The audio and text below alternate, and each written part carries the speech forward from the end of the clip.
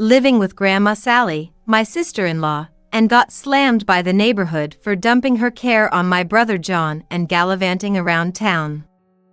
So, I hit up the downtown streets. Hunkering down in a back alley by a nightclub I'd heard about, 30 minutes passed. Then, a familiar voice hit my ears. "And, for real? You're funneling Grandma's pension and savings, even the remodel funds Jane sent, to your guy? Jane's in New York, she won't know." And flashed a chilling smirk for a sec. "She's all high and mighty 'cause she's working in New York. If Dad hadn't gone bankrupt, I'd be a CEO's daughter right now. Tough break. Wonder what Jane would think, seeing her beloved John and Sally wasting away together?" She shook with laughter. "Can't wait to call her over after blowing through the cash. It'll be a blast." I gritted my molars as Anne made her way down to the basement with bouncy steps. I feel like my body is getting extremely hot from my anger. I muttered angrily in my chest. "Just you wait. I'll make you regret everything."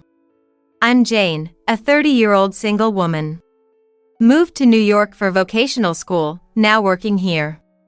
One day, John, my brother, hit me up to hang out in New York, and at a cafe, introduced me to a stunning woman. "Jane, nice to meet you. I'm Anne." She greeted me with a high-pitched voice, grabbing and shaking my hand wildly. Taken aback by her energy, but John watched us with a smile. Guess to the shy John, vibrant she was a sight for sore eyes. "Your workplace is around here, right? I used to live nearby. Lots of chic places, such a cool area." "Yes, indeed." I responded with a polite smile, still viewing and in a positive light at the time. A year later, John and Anne tied the knot. Helping with wedding prep before the guests arrived, Grandma Sally and I popped into John's dressing room. Anne's parents were there too, exchanging pleasantries. Then Anne saw Sally with her floral cane and scowled. "Ew, that's embarrassing." I couldn't just let that comment slide. Sally needed her cane today because standing for long periods makes her legs hurt. "And what do you mean by that?" I pressed her in a whisper while John was busy chatting with Anne's parents, and she looked caught before responding with a forced smile. "Just wondering why Sally even bothered coming. If her legs are bad, she should have just stayed home. Is she seeking attention?" I couldn't believe my ears. And snapped back. "She wanted to see her lovely granddaughter's big day.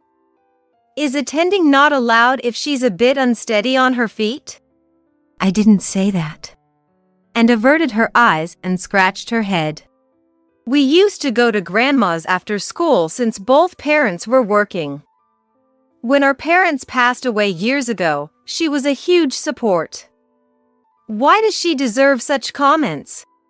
What's going on here?" Caught by John, and put on a fake smile. "It's nothing. Time to get dressed." Switching places with the ceremony staff, Sally, I, and Anne's parents left the room. The uneasy feeling lingered, but I didn't want to dampen the wedding mood, so I kept this to myself. I didn't tell John about this and kept it to myself. He apparently planned to live with Sally after they got married, but she refused. After receiving advice from a care manager at the family hospital that it would be better to let Sally take care of herself if she could, the couple chose an apartment 5 minutes by car from Sally's house as their new home. Living in New York, I can only go to Sally's house during summer vacation and Christmas. I'm shocked by Anne's behavior on my next trip home. "John, it's embarrassing for a man to be in the kitchen." I almost objected, thinking it was an outdated view. John, who lived alone for years, is skilled in household chores and cooks better than I do. It would be a great help if you could help me with the cooking. "Is it so odd to cook at home? I think it's worse to leave everything to the sister or wife and just relax." And shook her head at John's troubled smile. "You're spoiling Sally too much. It's not a big deal adding 3 more meals. Seriously? It is a big deal. What's easy for one becomes a task when hosting your grandson and his wife. I doubt the nerve of Sally, who is over 80 years old, to do that.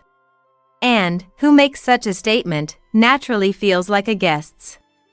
As soon as she arrived at Sally's house, realized that it was hot, she ran into the living room, turned down the air conditioner, drank beer from the fridge, and lied down on the sofa, playing with her smartphone. And we're just 5 minutes away by car.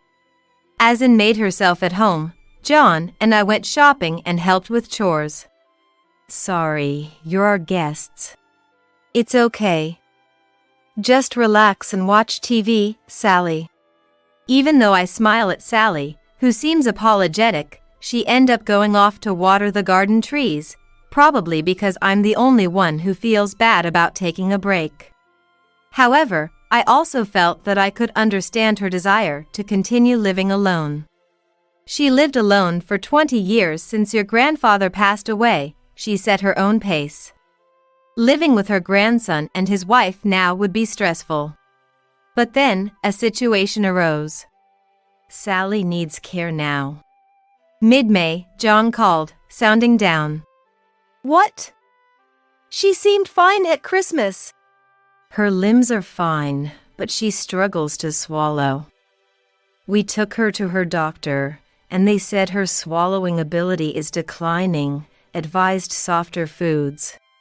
The words pureed food and care meals came to mind.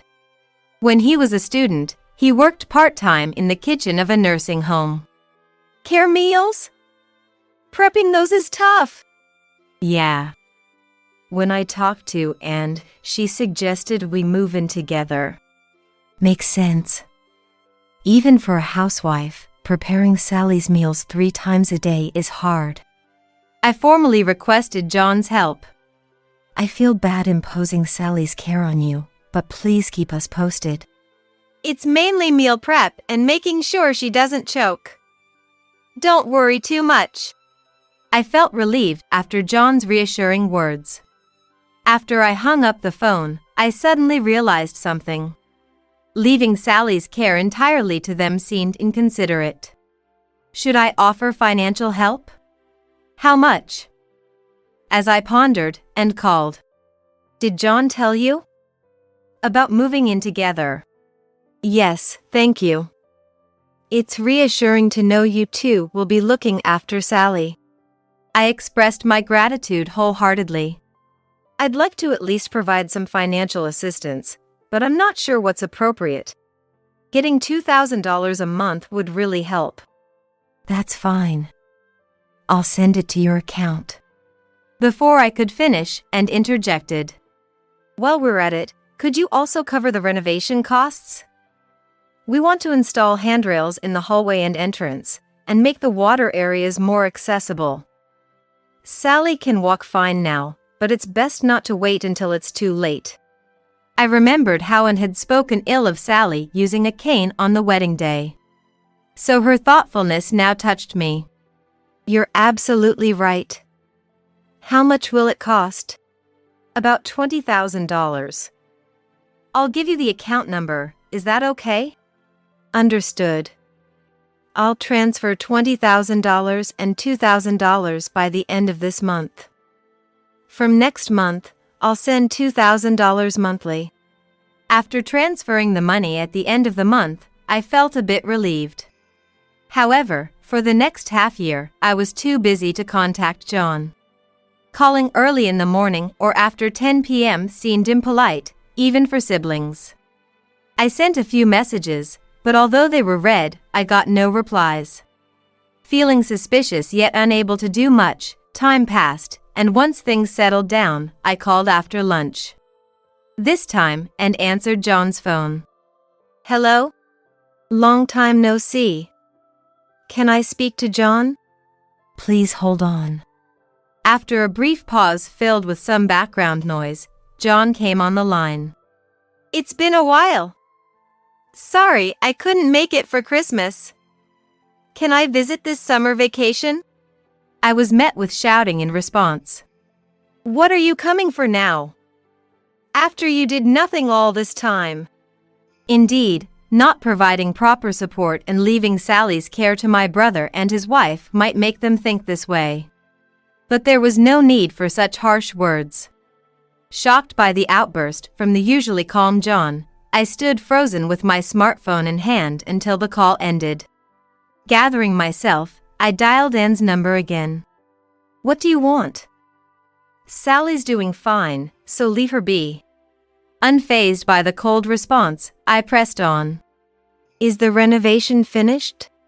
It's been done for ages. Could you send me some photos then? I'd like to see how it turned out. And seemed reluctant. No. I'm busy.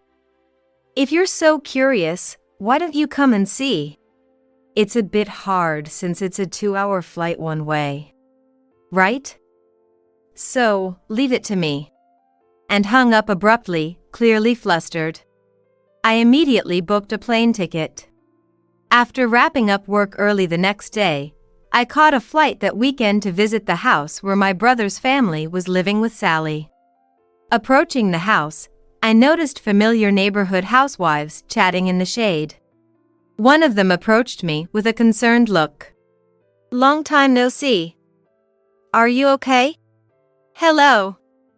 What do you mean? Lately, I've heard John's frustrated voice around here. It's so unlike him. I was surprised. John works during the day, right? Haven't you heard? John quit his job to become a stay-at-home dad. This was news to me.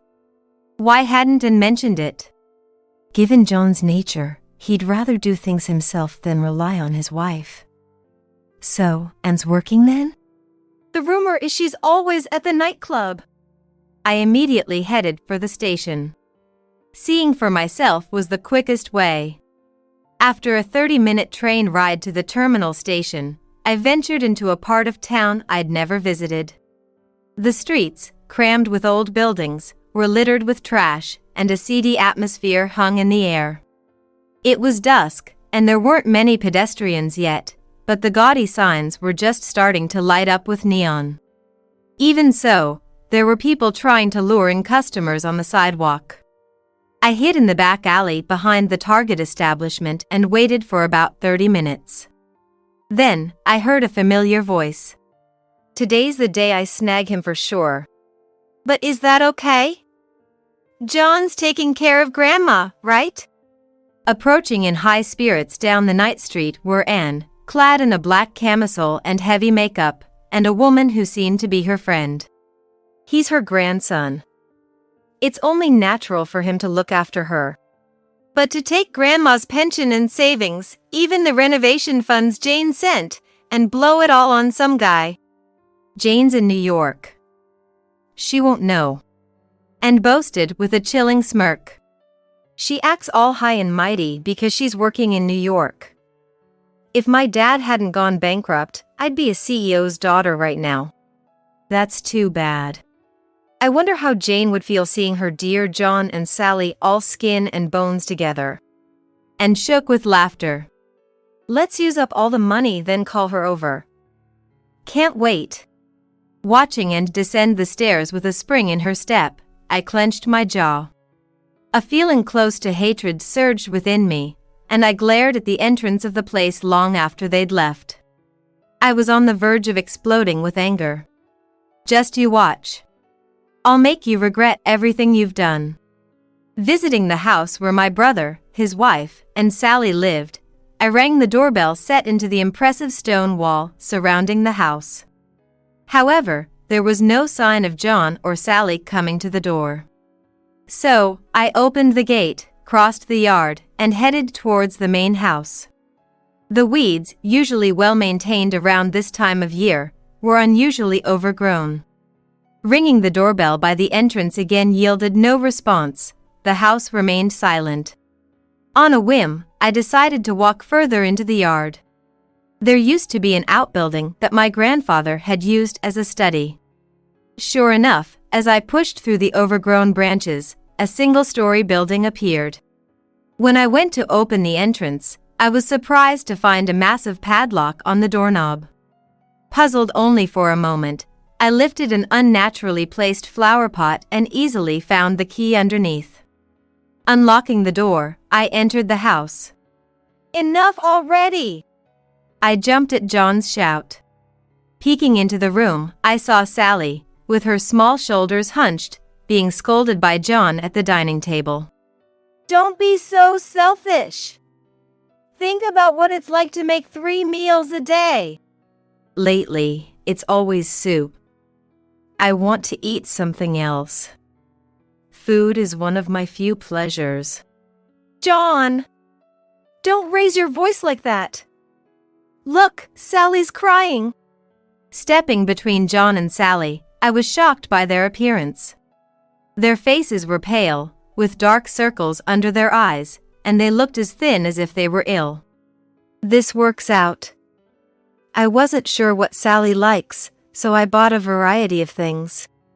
I forced a bright voice and smiled at them. Laying out the care meals I bought from a drugstore on the way as a gift on the table, both John and Sally frowned. "Care meals should be homemade. Packaged ones are unhealthy." "It doesn't look very tasty." "That's not true at all." "John, lend me the key to the main house." "Here, eh? Isn't in here?" John looked puzzled. "Seems like it. Just wait here for a bit." I went to the main house's kitchen, plated the packaged care meals onto stylish dishes, warmed them in the microwave, and returned to the outbuilding. "Here you go. Try it, it's delicious." "John, read the package." Reluctantly accepting the dish I offered, Sally took a bite and smiled happily. "This is delicious. This is what I wanted." It's scallop macaroni gratin. The combination of cheese and white sauce is great. The peach jelly looks good too. There's some for us too, John. Let's eat. By the end of the meal, Sally's cheeks had a hint of color, and John's expression had softened. "Sorry, Sally. I've been irritable lately, always snapping at you." "John's been working hard to cook for us, and it was wrong of me to complain." As they apologized to each other, I asked them a question. "It's natural to be stressed if you're cooped up in a small room with only a tiny window. What's going on?" And said she wanted to work from home, so she asked us to live in the outbuilding. She said she can't concentrate on her computer work with us around. John looked at me with a displeased expression. I was waiting because and said once Jane gives us the renovation money, she'll make a room for Sally. But I guess she said she couldn't pay after all, huh? Even with a bathroom and air conditioning, such a small room for 2 people is stressful. "So that's why you said, after doing nothing until now." Understanding dawned on me, and I looked straight into John's eyes. "I did transfer the renovation funds. And I've been sending $2,000 every month." John's eyes widened in surprise. "What? John, do you know the online banking password?" "Yeah, it's a joint account with my wife." John and I went back to the main house, leaving Sally in the living room, and went upstairs. John checked the online banking app and exclaimed, "It's true! There was an initial $20,000 and then $2,000. After that, $2,000 has been transferred every month." John looked apologetic. "I'm sorry. Jane did provide support." "It's true that I've left Sally's care to you and Anne." "It's okay. But money has been withdrawn several times." "The $2,000 I transferred yesterday is still there, but it looks like it'll be gone by today." John gave me a sharp look. "Do you know something, Jane?" After hesitating, I shared what I had seen today. "And seems like a regular, huh? Did she say she wanted to work and asked you to take care of Sally?" "Yeah. But something's off. She brings home just enough groceries for cooking, but she's always irritable and seems to be under a lot of stress. John glanced at the bedside table and picked up a smartphone lying there, browsing through it. Was the smartphone taken away too? Looks like my card has been used without permission too. John grimaced as he checked the transaction history. Why don't you call the card company to freeze the card? And we need to transfer the remaining money to your account. Right. Let's do what we can now. John immediately took action. When John came back and we were relaxing in the living room, tidying up, his smartphone rang. He answered it on speaker, and Anne's voice, on the verge of tears, filled the room. What have you guys done to me? What's wrong? I couldn't pay at the nightclub and got arrested for fraud. John and I exchanged glances and shrugged. I asked over the phone. How much is it? $5,000. Should we cover it for you? Please. I'll go pay the club right now. Sighing, I got ready to leave. If Anne stayed detained, there'd be no hope of getting the money back.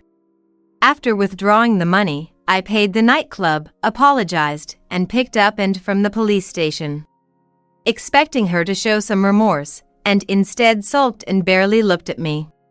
When we got back, John was waiting at the entrance. Welcome back. Sorry to bother you when you're tired, but I have a lot of questions. Me too. First off, what did you do with the renovation funds? Thinking it would be a long conversation, we let Sally rest in the bedroom ahead of time, and seemed resigned to her fate. She took a sip of water at the dining table and glared at us with crossed legs. What's wrong with going to a nightclub to relieve work stress? John and I inadvertently looked at each other. With a puzzled look, John spoke up. And you haven't been going to work, have you? Of course not. I work remotely. I know I shouldn't have used the renovation funds for my stress relief and upskilling. John and I were at a loss for words. Spending money at a nightclub and on studying were entirely different matters. We understand the situation now. You should have just talked to us. I softened my tone as I addressed Anne. But don't ever lock them away in the outbuilding again. If you do it again, I'll report it. And make sure to pay back the debt quickly. Got it? I have work tomorrow, so let's leave it at that for now. I decided to back off for the moment. Given the large sum involved, I considered drafting a promissory note as I left the eldest son's house. A week later, I visited the couple again after dinner, only to be met by and with a look of exasperation. Unannounced visits are seriously annoying. I can see a mother-in-law problem brewing. Sorry about that. Just didn't want you to run off. I smiled at Anne. John, who had been informed of my visit, appeared in the living room in time to meet me. How's Sally? We let her go to bed early tonight. That's probably for the best. I had Anne write a promissory note and then presented her with documents from a detective agency. Anne's face twisted. And I heard you were boasting at the nightclub. You started trading stocks without any study and suffered big losses. But since you got $20,000, you decided to invest it to make up for your losses. So, the job was a lie? It's not like slot machines or horse racing. You need knowledge to trade stocks. I nodded in agreement with John's sensible words. As a result, Anne's venture into stocks resulted in a significant loss, turning the $20,000 into zero. And you used the monthly $2,000 for nights out at the club, covering the shortfall with Sally's pension and savings, and even John's credit card. It's your fault for leaving the PIN written somewhere accessible. John shifted his gaze from Anne, who was defiant, to me. We can claim damages, right? Of course. she must pay for her reckless spending. Good. Then there's the divorce papers. For the first time, the previously assertive end showed confusion. You're joking, right? If you divorce me now, I'll be left with a huge debt. You're not saying you'll kick me out of the house in that state, are you? That's not my problem. You did as you pleased. I just want to get the divorce over with and start over with Sally. And paled at John's icy attitude. She had assumed John, being the kind person he was, would forgive her if she apologized. And got off her chair and tearfully apologized at John's feet. I'm sorry. I just got carried away with stocks. The nightclub was just a whim. I promise I won't do it again. Please, just give me one more chance. John's stern expression softened a bit as Anne sobbed. Just as John was about to meet Anne's gaze, Sally peeked out. It's awfully noisy, isn't it? Sorry, Sally. We're just finishing up our talk. When John looked back, Sally showed him her tablet with an innocent smile. This thing John lent me is fascinating. It's got so many buttons, makes me want to try them all. Sally, sorry, but we're in the middle of an important conversation. As I tried to interrupt, Sally tapped an app on the screen. Suddenly, a loud recording of Anne's voice filled the room. It's fine. John's simple and easy, so even if he finds out, just cry a bit, and he'll forgive me. Exactly. I'll have him look after Sally and get Jane to pay for our living expenses, then I can have fun without working. John glared at Anne, furious. She turned pale, stuttering in her attempt at an explanation. That was just a joke to a friend, hey!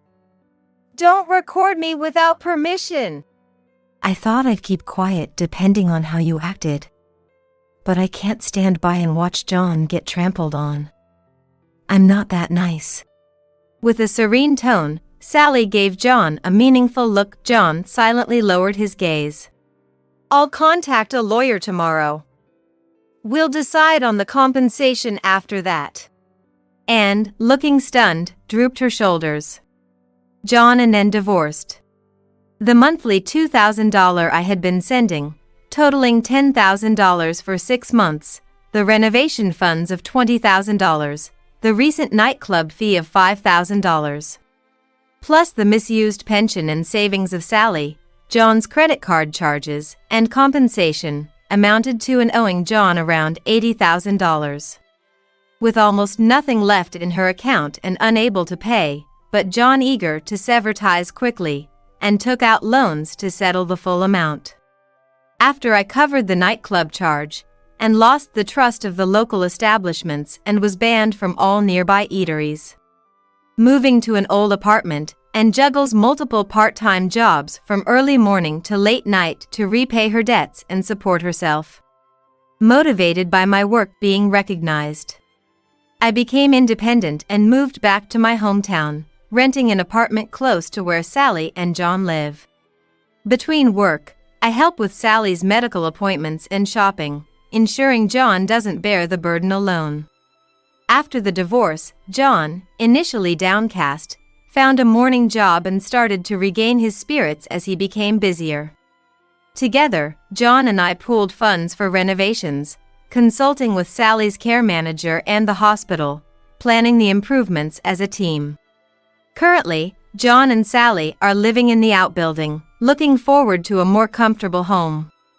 John, I've done a lot of reflecting on this whole situation. On a Sunday, during a break from weeding in the balcony, I struck up a conversation with John. About what? The renovation issue. I realized I was pushing too much onto you. I thought just contributing money was enough. Jane was busy. It can't be helped. It's my fault for not seeing and for who she was, causing Sally and you trouble. Sipping his coffee, John smiled gently. I shook my head, holding my cup of milk tea. We shouldn't take each other for granted just because we're family. We need to communicate more. From now on, I want to devote myself to Sally as a way of giving back. Sally, don't hesitate to ask for anything. Inside, engrossed in cat videos on her tablet, Sally smiled warmly at my words. Having you two together like this is more than enough for me.